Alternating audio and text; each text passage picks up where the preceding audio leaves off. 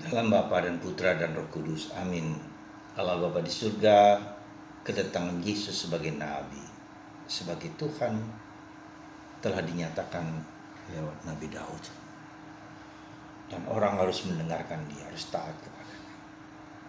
Bantu kami ya Tuhan untuk mengenal lebih dalam siapakah Yesus itu, siapakah Juru Selamat itu, siapakah penebus itu, siapakah Allah itu. Terima kasih Tuhan bahwa kami harus tumbuh dan berkembang dalam pengalaman akan Allah Tritunggal Maha Kudus. Terpujilah namamu kini dan sepanjang segala masa. Amin. Para saudara, pada hari Minggu biasa keempat inilah, hari Minggu biasa keempat, kita diajak untuk sekali lagi mengenal siapakah identitas Yesus itu. Siapakah dia sebagai juru selamat, sebagai penebus. Memang dalam bacaan pertama dikisahkan tentang kedatangan seorang nabi yang melampaui Daud. Dan kita harus taat kepadanya dalam bacaan pertama. Tetapi dalam bacaan Injil kita diajak untuk bahwa Yesus mengatasi segala sesuatu, kuasa kegelapan pun runtuh, jatuh. Dan itu menunjukkan kepada kita bahwa Yesus bukan hanya sekedar nabi, tapi lebih daripada itu. Ya.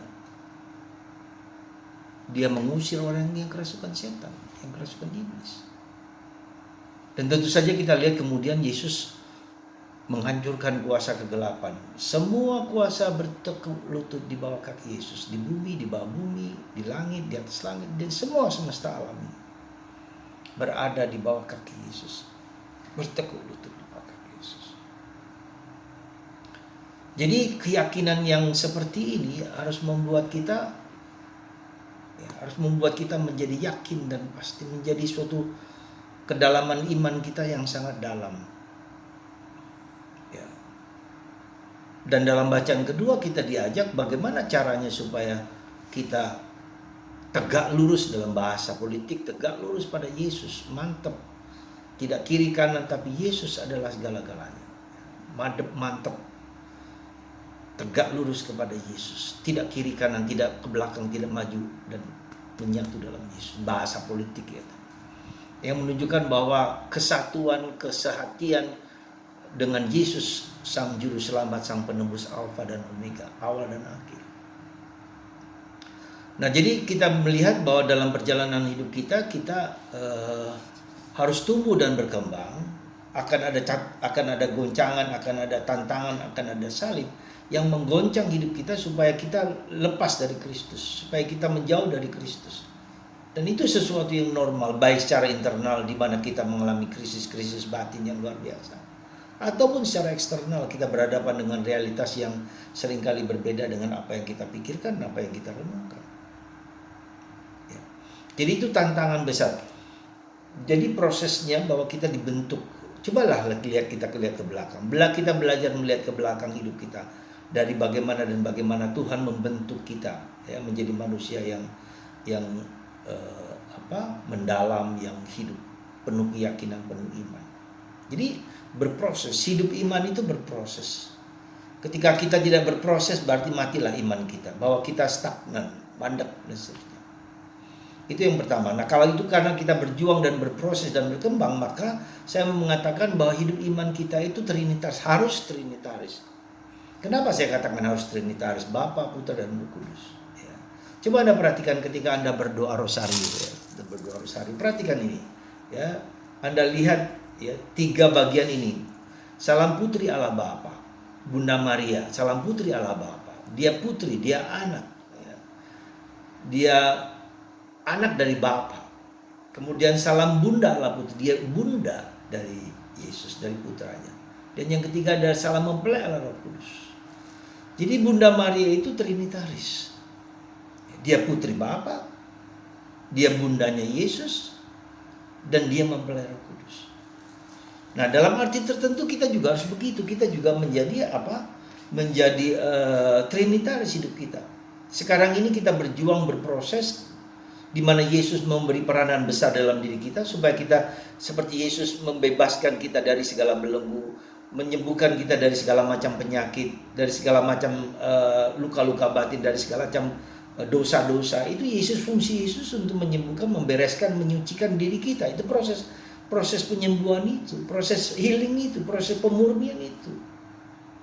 Nah, setelah itu kita berada dalam suatu tahapan yang disebut stagnan. Kita stagnan. Jadi kita berdoa, kita ada tahapan buntu, jalan buntu gitu kan.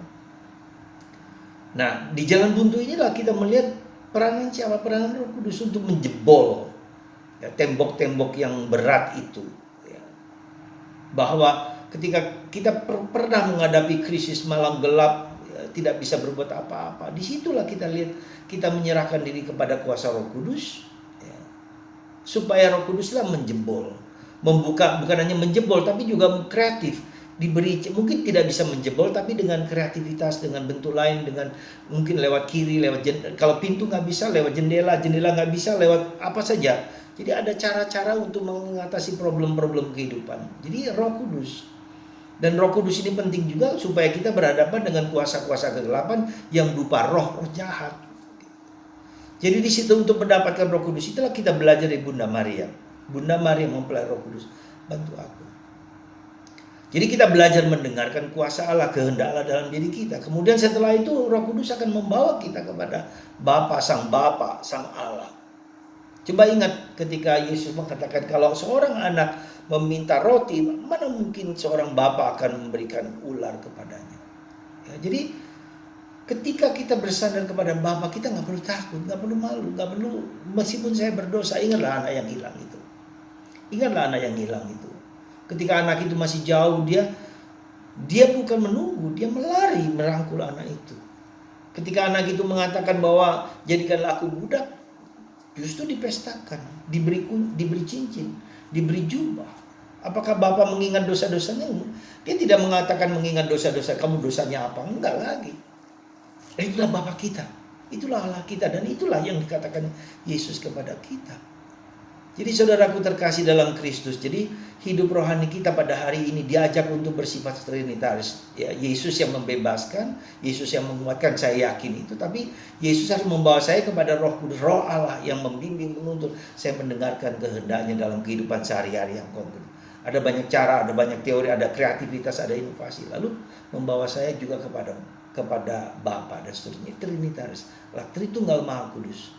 Kuatkan aku, bantu aku. Semoga Anda dan saya diberi karunia untuk hidup dalam Tritunggal Maha Kudus. Tuhan memberkati Anda semua supaya kita maju, berkembang, bertumbuh dengan mengolah hidup kita menjadi pribadi yang trinitaris. Bapa, Putra, dan Roh Kudus. Amin.